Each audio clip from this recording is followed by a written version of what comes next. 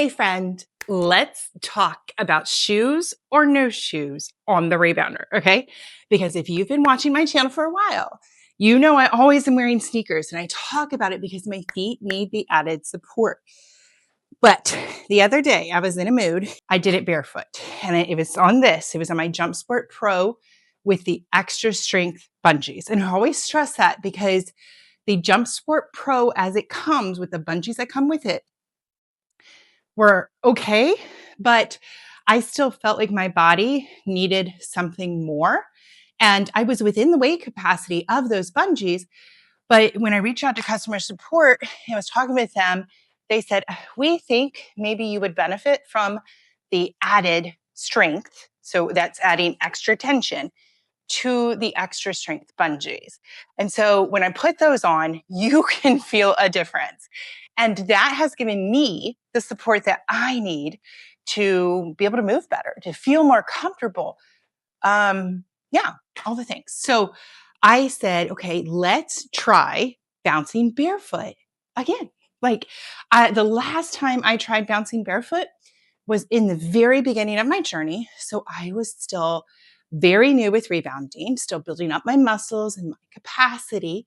But at the same time, when I tried it, because I went back and looked, I was on a rebounder that was not giving me the support I needed. And I don't use that rebounder at all because I'm over the weight capacity. And so it's just not going to give me what I need. So that being said, I think the reason that bouncing barefoot, where so many of you had said how amazing it feels, how it really works your muscles, like you feel great bouncing barefoot. I think the reason for me that it was so fatiguing, was so exhausting, really hurt my feet is because I was doing it on the wrong tension support and I was doing it on the wrong rebounder. So that being said, I did a 10-minute session the other day, just giving it a try, seeing how long I could last. And I lasted the whole 10 minutes. But I think that I might start trying this more, especially because I'm inside right now. If this appeals to you and you want to give it a try, I think like I said, I think it was just I was on the wrong rebounder. And I share that because I want you to know that if you're using a rebounder to work out and you're just never seeming to make progress, it always feels very exhausting. You think your muscles should have caught up by now.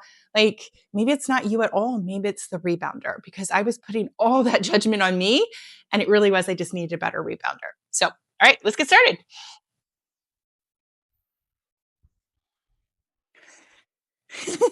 I'm going to work out now. Okay. No, not you, not you. Can I just do this? You want to bounce? Oh, you're just going to sit there. I don't know what he is up to. Let's see. Are you going to bounce with me? You are. How long is this going to last? You don't know. Get down, please. Thank you. So I'm just starting really gently here, easing into it, warming up my body like I normally do. But I'm thinking more about my feet because it really does feel different to be barefoot than it does to have shoes on. Doing this right now, I have no pain, but I am aware of the back of my heel on my right foot differently than I feel it on my left foot. But I think it's like a little bit of a sensor and maybe even sensitivity in my mind to be very aware of it. And so I just kind of watch it as I'm working out to make sure that this going barefoot instead of being in sneakers is okay for what level of support I need. That's all I'm asking you to do too, is just to check in with your body. Listen to what your body needs. So I feel like going barefoot right now is working for me. I feel like it's a good change of pace. It's fun. It's interesting. And I just want to try it out in different ways to see how it is going to impact my body. I'm working for overall toning and development. I'm still working on being into the gym so I can use the weight machines and doing weight development so I can build up my muscles and grow stronger. And then this is my resistance training. This is my cardio. And now that it's so cold, I mean, puppy needs his outdoor walks no matter what, but I have kids who can do that. I don't necessarily have to go out and walk every day.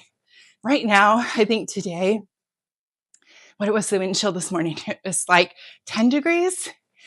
And I heard that winter, it's still fall, right?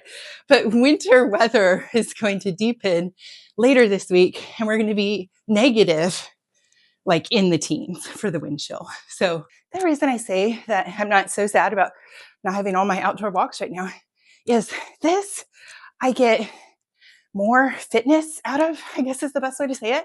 Like walking, we stop a lot because he likes to sniff everything, mark his spots and all this stuff.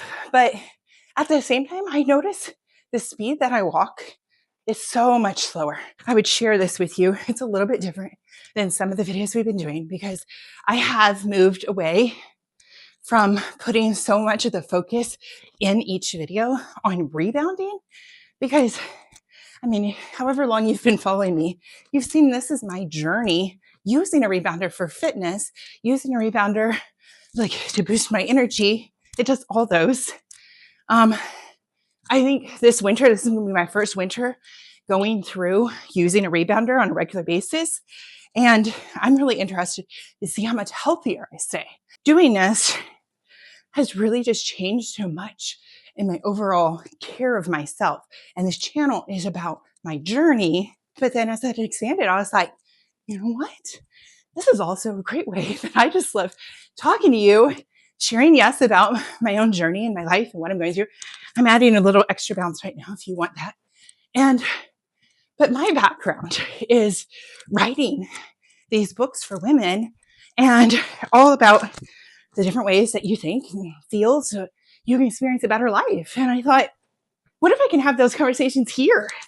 And so if you've been feeling the change over the last month, that's because I've really been stepping away from so much conversation about the rebounder and more conversation about life and what we're going through and how we feel.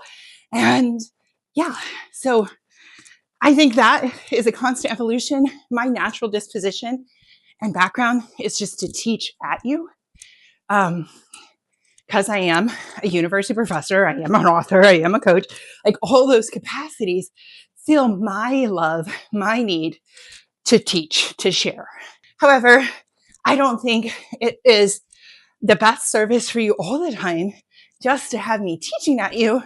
It's nice if we can engage. It's nice if we have some stories and behind the scenes conversations. And yeah, and ultimately, if you come into my coaching container, we can actually talk and exchange and be in a group dynamic to do coaching, which coaching is just exploring your thoughts, the way that you think about things.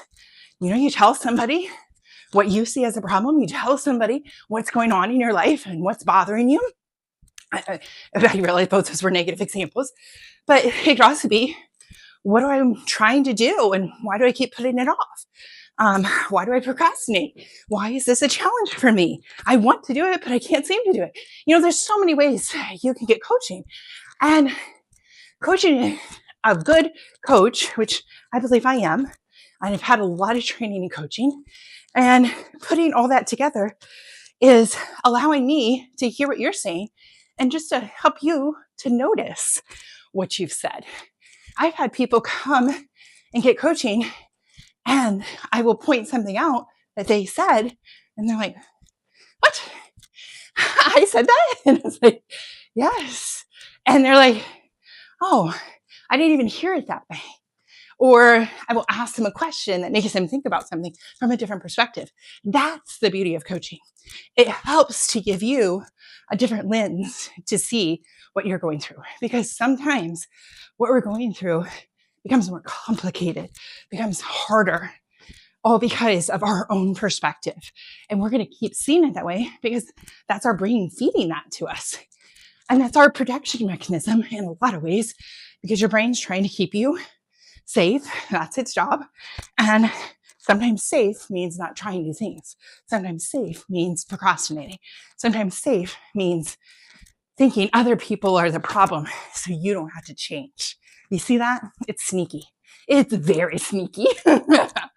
So having a coach who helps you do that just helps you to understand your brain better and improve your life step by step. That's how it works. You get more information about that in the link in the description or click the QR code so you can find out more. Whew. All right, I am feeling it now. Getting into that bounce.